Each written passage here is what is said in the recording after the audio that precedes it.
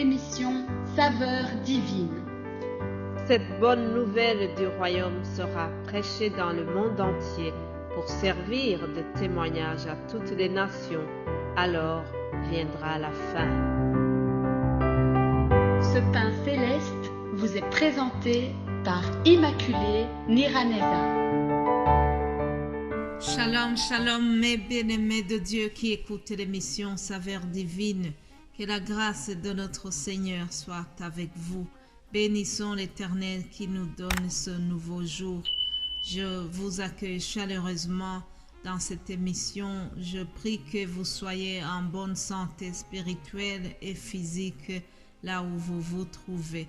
Que Dieu vous bénisse abondamment pour avoir soif de sa parole. Je vous propose de commencer par une petite louange qui est tirée dans le psaume 8.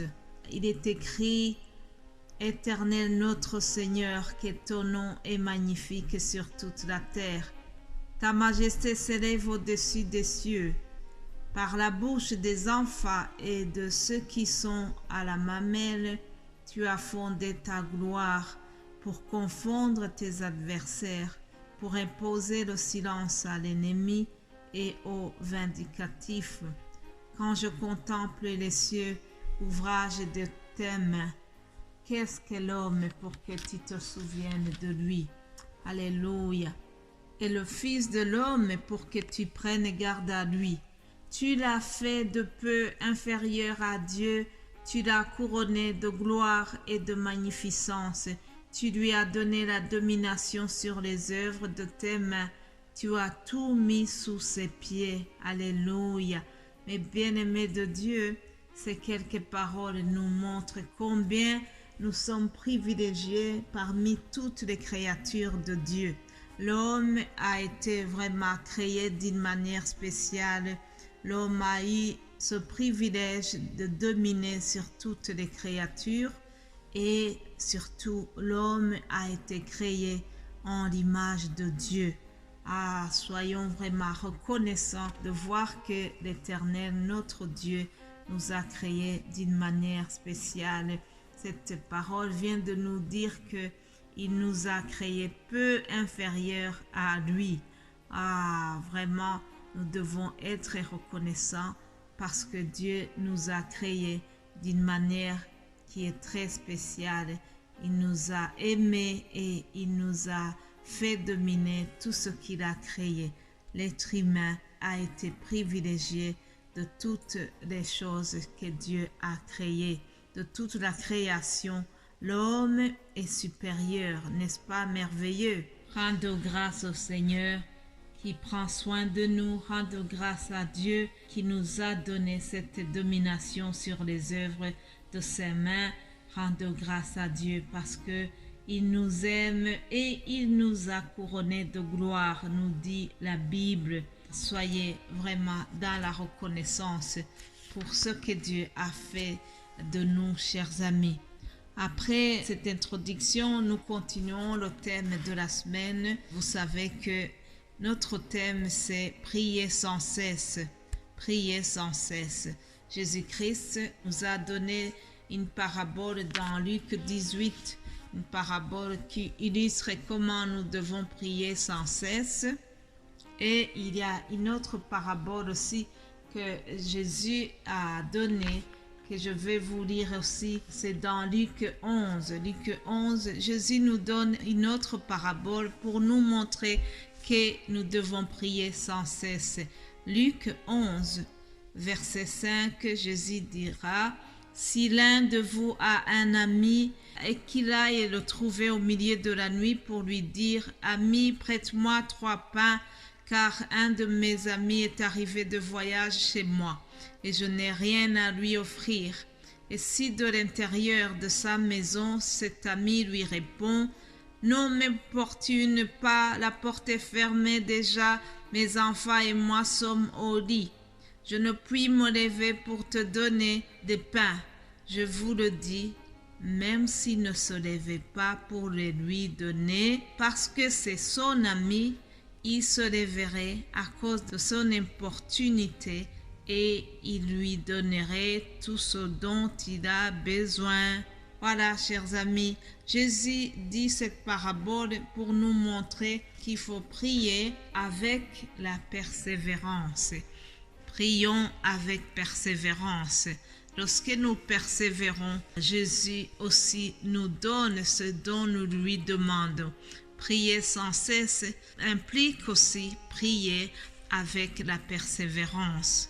Dans un autre texte que l'apôtre Paul a adressé aux Éphésiens, il dira aussi « Faites en tout temps par l'Esprit toutes sortes de prières et de supplications.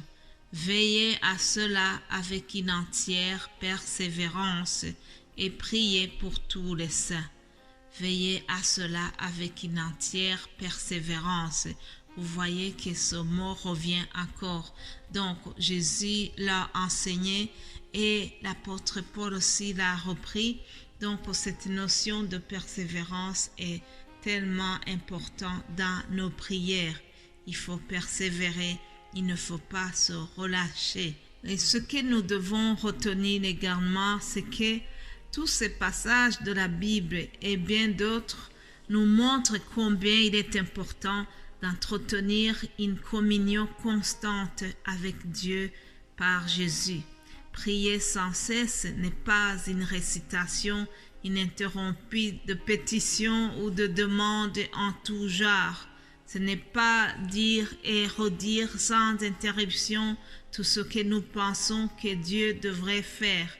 Non, chers amis, prier sans cesse, c'est vraiment respirer Dieu. Alléluia. C'est comme aimer un être cher.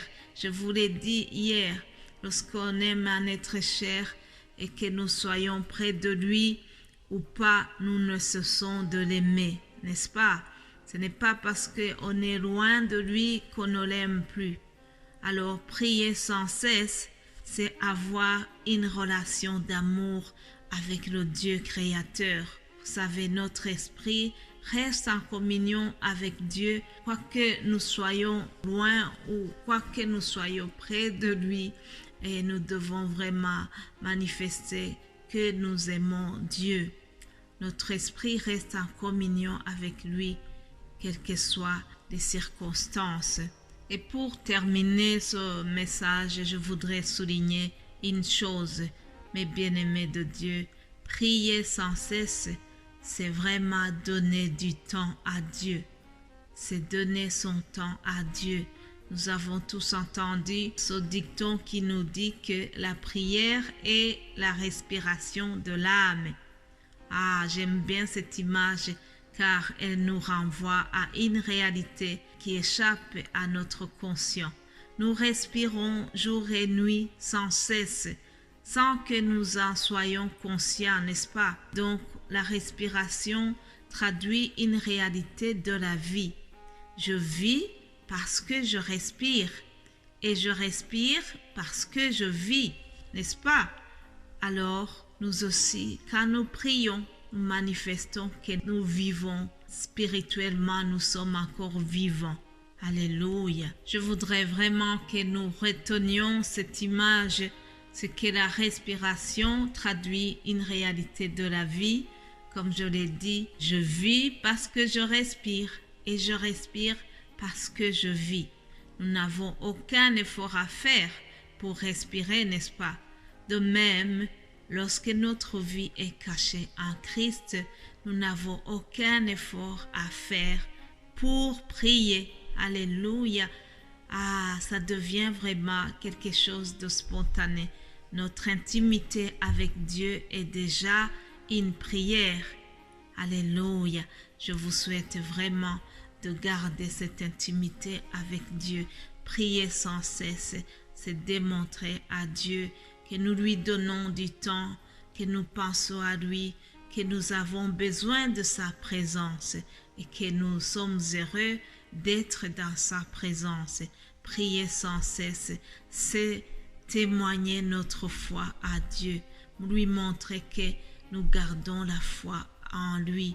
Et aussi, prier sans cesse, c'est démontrer que nous croyons que ce que Jésus nous a dit est réel Il dit, cherchez et vous trouverez, demandez et vous recevrez. Nous devons lui faire confiance. Quand nous prions sans cesse, nous montrons à Jésus que nous lui faisons confiance. Voilà, chers amis, pour aujourd'hui, je termine et nous allons continuer demain. Soyez bénis au nom de Jésus. Amen.